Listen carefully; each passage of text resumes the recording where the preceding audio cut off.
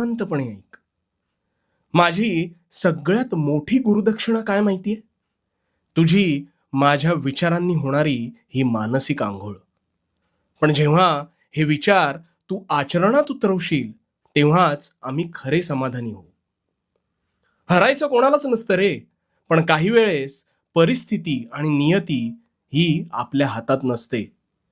युद्धात उतरणारे वीर हे हरण्याच्या मानसिकतेने उतरत नसतात, पण कष्टांची पराकाष्ठा करून सुद्धा त्यांच्या पदरी पराभवच येतो. मग याला जबाबदार ते योद्धे असतात का?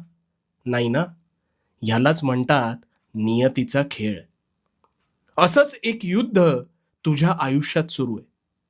मला माहितीये तू लढतोस.